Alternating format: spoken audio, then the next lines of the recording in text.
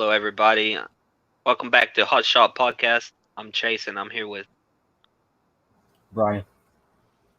And today we are going to be doing our Impact Under Siege review. I'm glad the name of the pay-per-view was scrolling at the bottom.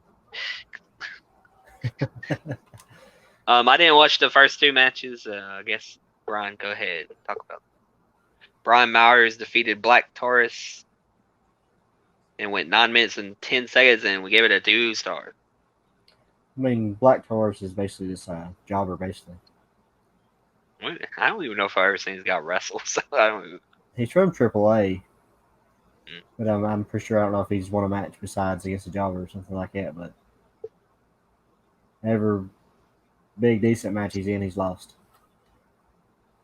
His name sounds like he would be like I don't know, at least a decent wrestler. I mean, like not a good wrestler, but like a strongly booked person. You know what I mean? Black Taurus. He's a bigger guy too, so I don't know why he's losing everybody. I don't know. So give that a 2.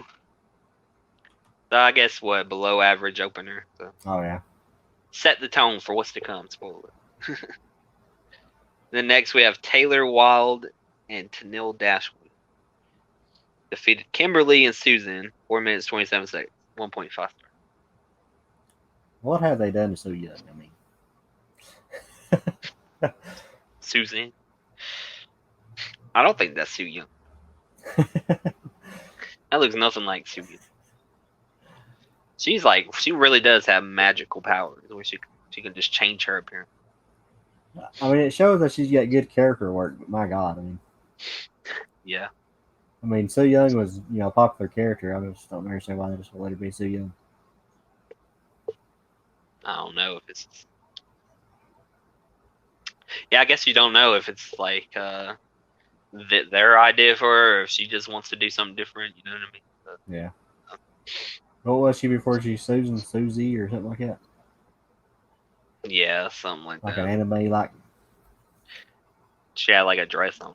Yeah. Yeah. I ain't too big of a fan of Taylor Wilde either, never was. She was in TNA for like a year, 15 years ago. Right. If you think the Motor City Machine Guns got horrible, interest me to start hear hers. Does hers go Taylor Wilde over and over? It sounds like a little kid singing. Yeah, I don't know. I honestly, they hyped Taylor Wilde like she's like a legend of the knockouts, but I forgot she even. That's what I'm saying. I don't even really remember that much.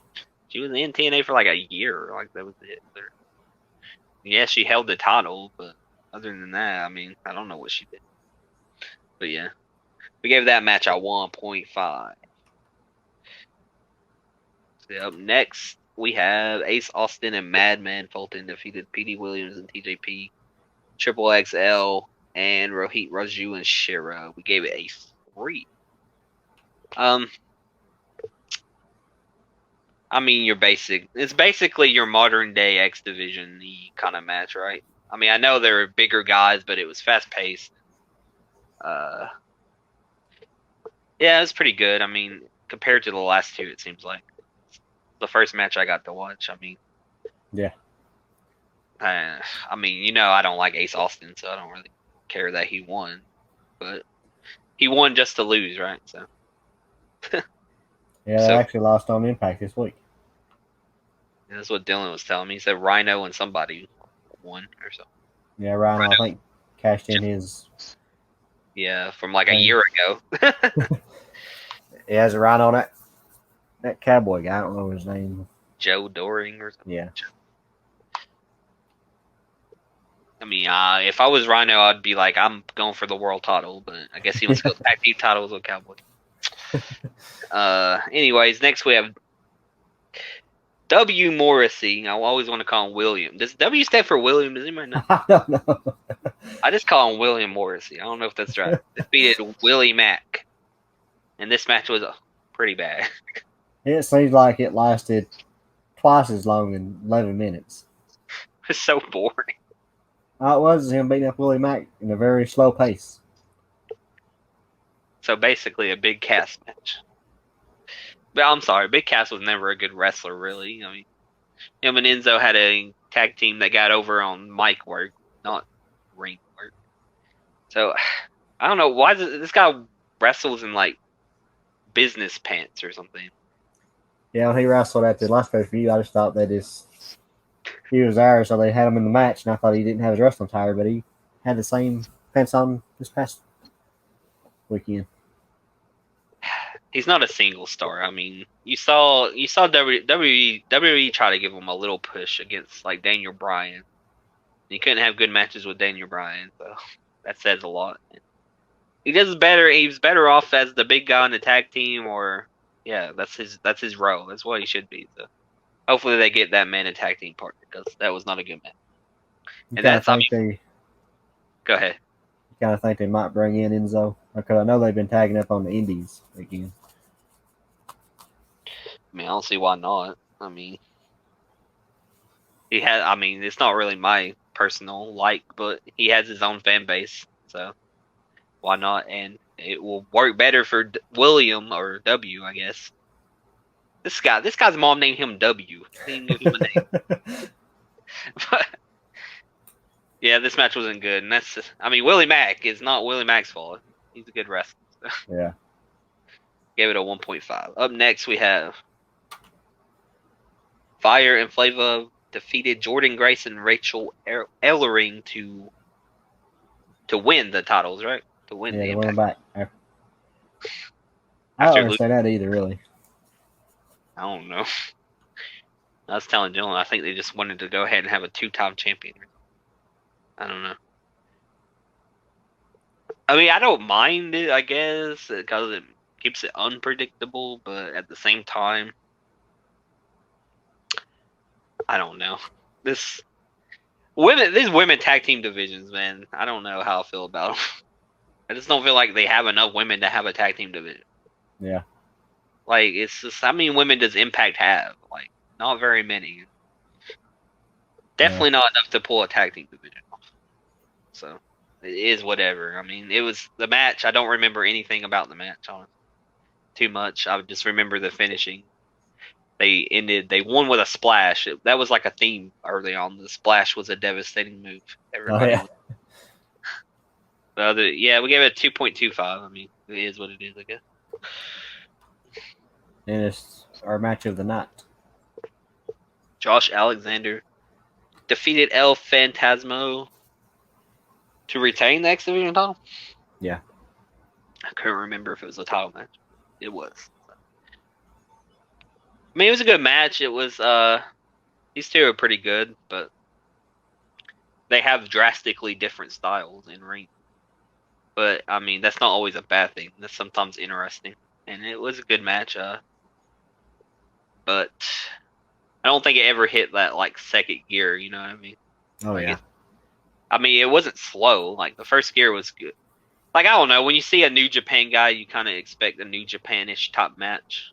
But it definitely wasn't a New Japan-ish top match. It was more Impact top match, which I guess makes sense because it was an Impact show. But I mean, it was good. I like both of them. They're good wrestlers. So we gave it a 3.5. I kind of got a feeling they're going to build up Josh Alexander, and I kind of think he's going to be the one that takes the title off Omega. Do you think you have to build up somebody? I mean, they just can't have some New Japan guy come in and just take the title off Omega. I mean, you think that'd be the smart thing to do? It's to build up on their own. Yeah. Josh Alexander is really good wrestler, but how is Josh Alexander on the mic? I really haven't talked. That's what my one concern with him is. Because the tag team, Ethan Page talked more. Yeah, that's what I'm saying. Like, because he has basically a Kurt Angle-ish wrestling style, right? But the thing with Kurt Angle is he could do it all. He could talk. He could be funny. Yeah. So I feel like Josh Alexander needs to find because I like him. I'm thinking, if he can find that, then why not? I'd rather see that than like Moose or whatever, blah blah blah, or a New Japan guy, like you said. Next, we have Deonna Purrazzo defeated Havoc to retain the title in 8 minutes and 30 nothing. I don't remember anything about this match. I'm just not a big fan of Havoc that much. I No, mean, not really. everybody says she was good years ago, but I just don't think Years she's ago. that good now. But No, I mean it's like you look at like I don't know. She kind of is very Nia Jaxie, right? yeah, She's a bigger frame woman, and she's kind of slow. Like whereas like somebody I don't know. I'm trying to think of a bigger. I guess like Nyla Rose or something can move around at least. You know what I mean? But like Havoc, not so much. She worked better in the tag team with what was her tag team partner name? oh Nevaeh. Neve, but she retired or something too, or quit. I know she didn't resign, so I don't know if she retired or plan on going somewhere else or what. Yeah, nah, it's just another defense for Deonna Purrazzo. But it's like I don't know. At one point in time, it was the Impact was the company that could like brag about their women's division, but it's not really like that anymore. You know what I mean? Yeah, Like, don't get me wrong. There's some good people. Like Jordan Grace is good, and Kiera Hogan's good. And Deonna Purrazzo's. I mean, I don't really like her, but she's good at least. But they just need some more name. They need to bring some new people to the fold. For sure. I know Dylan brags about Rachel, but I just ain't seen her a lot. She's been in 2 matches I've seen. Yeah. To me, she's just some woman wearing like jogging pants. She done anything special to me. Yeah. Anyways, we gave that a 2.25. Up next, we have Edward Edwards and Eddie Edwards and Finn Eddie Edwards. I guess it works. Finn Juice defeated the Elite at Doc Gallows and Carl Anderson. Kenny Omega, Doc Gallows, and Carl Anderson. I was really surprised this wasn't the main event. I thought it would be the main event too, but I don't know. I don't know. I'm just kind of tired of Kenny Omega teaming up with Doc Gallows and Carl Anderson. Like, I get it. They were in the Bullet Club a long time ago, but not really. I mean, by the time Kenny Omega was taking over the leader, they were already in WWE. You know what I mean? Oh yeah, Like, Kenny Omega is more synonymous with the Young Bucks. Can they get Young Bucks to go wrestle on the Impact show? I guess they want that because Doc Gallows and Carl Anderson signed to Impact, and Young Bucks are signed to AEW, but it's just way more interesting when it's Kenny Omega and the Young Bucks. You know what I mean? But this match was not that good, really. You know what I mean? It was very average. it wasn't as good as the last 6-man tag we watched. No, it definitely wasn't. I just got a feeling though. Eddie Edwards picked up the pinfall. I think he's gonna be wrestling Omega at Slammiversary. Yeah, probably. I hope not. That's not very interesting. You know, See, I'm all for it. I mean, I don't know. Do you think Samoa Joe could come back and win the Impact title? I know that's not one of their, current stars, but it is. I mean, he's synonymous with Impact, right? So he probably could, and Josh Alexander beat, Joe at some point. yeah, I think that would be a good idea because, I'm not trying to like discredit Josh Alexander because I like that idea too, but let's be honest, is Samoa Joe versus Kenny Omega is a bigger match right now. You know what I mean? I think Omega could hold that title up to Bound for Glory. I don't think he's gonna lose at Slammiversary. He could hold it for a while. I mean, because they're already. Go ahead. I think they're already almost taped up to Slammiversary, so. Right. They can't really build nothing with the guys. They might come in because they ain't cleared until the 13th of July. Right. Yeah, it's. I don't think it's definitely not Moose, right? So. No, he's wrestling against All Odds. Yeah. It's just basically another Impact Plus special. It's already probably been taped. Well, you can tell the show right here was taped for a while. Definitely was. Gave it a 2.75. It was all right. Whatever. Then up next we got, speaking of Moose, he defeated Chris Bay, Chris Sabin, Matt Cardona, Sami Callihan, and Trey Miguel at 10 minutes and 48 seconds. 2.75 as well. Very short main event. Yeah, it was short. Never. I don't know. Dylan told me it was an elimination match, and it definitely was not. No. It just kind of ended out of nowhere too. Yeah. It was like it's over. It never really got in that second year either, really. No, it didn't. And Lord, I feel like the person with the most offense in this match was Matt Cardona. Oddly enough, he's the one I remember in the ring more than times than not. Yeah, I don't know. Moose won. Okay, cool. I guess. I don't have much to say about it. You got anything to say about And do you think Moose is going NXT?